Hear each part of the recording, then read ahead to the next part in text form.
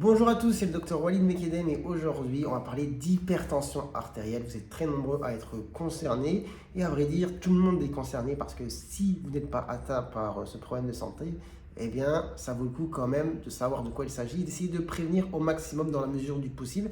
Il y a des choses à mettre en place et c'est pour ça aujourd'hui qu'on va essayer d'en parler. On va essayer de faire une petite vidéo mise au point sur l'hypertension artérielle parce que j'ai déjà fait des vidéos sur le sujet. Mais ça vaut toujours le coup de parfois se répéter sur certaines choses et des fois d'ajouter aussi d'autres éléments. Et puis si tout se passe bien, cette vidéo devrait sortir au mois de septembre. Ça fera une vidéo de rentrée sur le sujet. Alors, on va entrer dans le vif du sujet, mais avant d'aller plus loin, j'aimerais vous faire une petite devinette. C'est un petit peu le nouveau concept de l'année. Et si vous avez la réponse, n'hésitez pas à la mettre en commentaire. Alors, au sujet de l'hypertension artérielle, dans le cadre du suivi, eh bien, on fait des examens quand on est atteint de la maladie et parfois, on va vous demander de faire une analyse d'urine. Pourquoi on fait une analyse d'urine dans le cadre de l'hypertension artérielle? Que recherche-t-on? Donc, si vous avez la réponse, n'hésitez pas à la mettre en commentaire. Allez, on entre dans le vif du sujet. Donc, l'hypertension artérielle, qu'est-ce que c'est? Donc, il faut savoir que le sang circule dans des tuyaux, ça vous le savez, les artères qui partent du cœur, les veines qui y reviennent. Donc, l'hypertension artérielle, comme son nom l'indique, ça va être un problème au niveau justement de la pression qu'on va avoir dans les artères, la pression du sang sur les parois des artères. Cette pression a deux noms différents parce qu'en fait, on a deux pressions à deux moments différents. On a la première pression artérielle au moment où, boum, on expulse le sang et donc la paroi monte vers le haut, vers le côté, vous voyez ce que je veux dire. Donc là, c'est la pression artérielle systolique, c'est le premier chiffre sur la machine, c'est le premier chiffre que le médecin vous dit quand il vous dit que vous avez 14, 13, 12, etc. Et ensuite, forcément, ça relâche, mais ça ne relâche pas non plus totalement. On n'a pas les parois qui se touchent, qui se collent, on n'a pas les tuyaux qui se collabent, d'accord? Donc on a une pression au début quand ça monte, après ça descend. Là, on a une deuxième pression un peu plus basse sur la paroi parce que voilà, le tuyau n'est pas vide. Et cette deuxième pression, c'est la pression diastolique. Donc, c'est le deuxième chiffre. Quand on vous dit, voilà, 9, 8, 7. Sachant que dire, je sais pas, 14, 9, c'est un langage simplifié. En vrai, l'unité de mesure, c'est ce qu'on appelle les millimètres de mercure. Et la première mesure, la systolique, c'est un chiffre, c'est un nombre à trois chiffres. Par exemple, 140. D'accord? 140 mm de mercure, on le traduit en général dans le langage commun par 14. Et par à l'inverse, la diastolique, quand on vous dit que vous avez 9, en fait vous avez 90. Voilà, 90.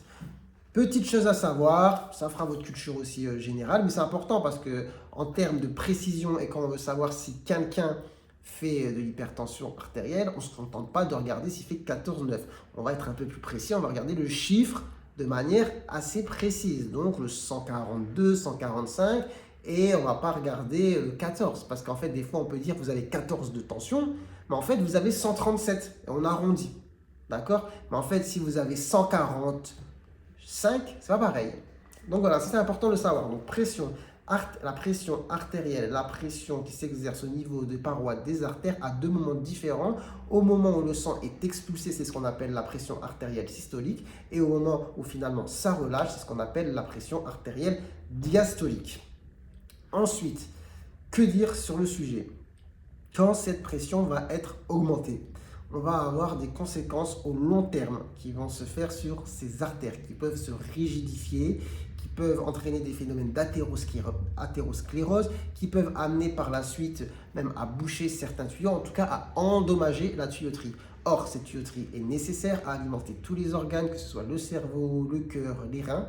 Et du coup, en conséquence, si la tuyauterie est abîmée parce qu'elle a été trop sollicitée, je ne sais pas comment le dire, comment trouver le terme, mais vous imaginez bien des tuyaux sur lesquels s'exerce une pression trop importante pendant 10, 15, 20 ans, surtout si on n'a pas fait le diagnostic avant, eh bien au bout d'un moment la machine est abîmée et du coup on peut avoir toutes les maladies cardiovasculaires qui font suite, Donc que ce soit au niveau du cœur, infarctus, que ce soit au niveau du cerveau, les accidents vasculaires cérébraux, que ce soit au niveau des reins, l'insuffisance rénale, que ce soit même au niveau des membres, les jambes, on peut avoir de l'artérite, donc les artériopathies oblitérantes des membres inférieurs. Donc on voit vraiment les tuyaux qui sont abîmés, le sang ne circule pas, ça crée des douleurs atroces dans les jambes.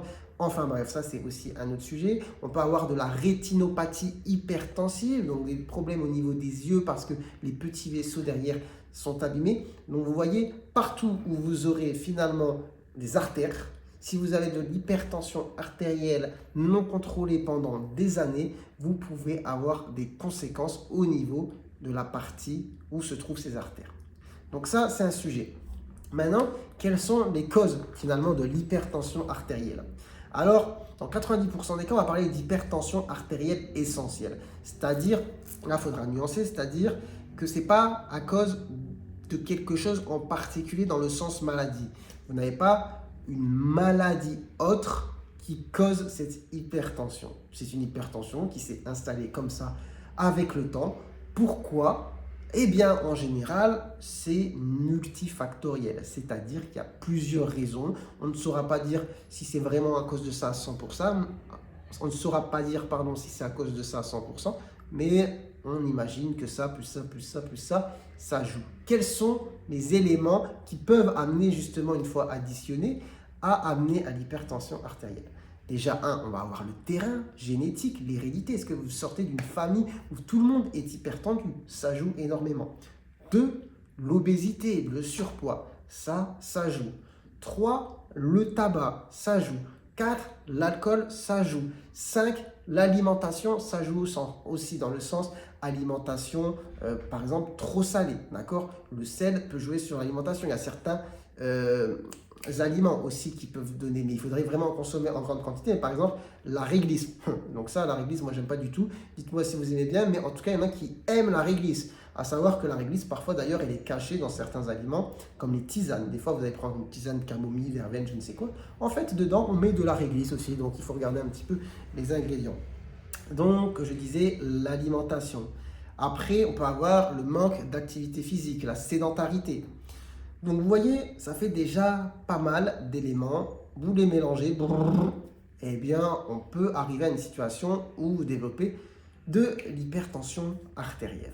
Voilà un petit peu pour les causes. Après, évidemment, il existe des maladies qui peuvent donner de l'hypertension artérielle secondaire, mais ça, c'est un autre sujet et c'est une partie beaucoup plus minoritaire. Ensuite, l'idée, c'est de se dire, est-ce qu'il y a moyen de prévenir cette hypertension? Est-ce qu'il y a moyen de guérir l'hypertension? Et dans une certaine mesure, oui. C'est-à-dire que quand on fait un diagnostic d'hypertension artérielle, il y a des grades quand même. Quelqu'un qui a 15 ans, je parle en langage populaire, entre guillemets, quelqu'un qui a 15 de tension, ce n'est pas quelqu'un qui a 21. Enfin, ce n'est pas la même hypertension artérielle. Si vous avez 15 de tension, d'accord, eh bien, est-ce que vous avez besoin d'un traitement? Pas forcément. Suffit. Quand je dis suffit, je sais que c'est plus facile à dire, mais mangez moins salé, arrêtez de fumer, perdez 10 kilos, faites un peu plus d'activité physique, et si ça se trouve, dans 3 à 6 mois, vous n'avez plus du tout d'hypertension artérielle. Oui, ça peut marcher comme ça. Donc l'hypertension artérielle, il faut se laisser un peu le temps en fonction des chiffres pour faire des changements dans le mode de vie, dans l'alimentation, dans un petit peu tout ce qui gravite autour de vous, de votre vie, pour essayer de la réduire. Et c'est tout à fait possible. Et si vous n'avez pas d'hypertension, si vous mettez toutes ces choses en place, déjà depuis un moment, vous êtes dans la prévention de ce genre de problème de santé. D'accord ? Après, évidemment, vous avez des personnes qui ont une fameuse 21 tension, 19, 18, bref, des chiffres qui sont assez conséquents. Évidemment qu'il faut mettre en place les mesures d'hygiène de vie, mais dans ces genres de situations, si on veut éviter la catastrophe assez rapidement, on est bien obligé de mettre un traitement pour faire baisser l'hypertension. Donc ça, c'est un autre sujet. Maintenant, alors j'essaie de réfléchir, je pense que j'ai déjà pas mal parlé sur l'hypertension artérielle, on a parlé un petit peu finalement des causes, des choses à mettre en place, possibilité de mettre en place des traitements. Écoutez, franchement, pour une vidéo sur le sujet, je pense que c'est déjà pas mal.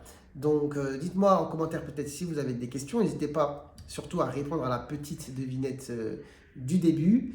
Et puis écoutez, sur ce, prenez soin de vous, prenez soin de votre santé. Moi je vous dis à très bientôt, je l'espère, pour de nouvelles vidéos. Allez, ciao ciao.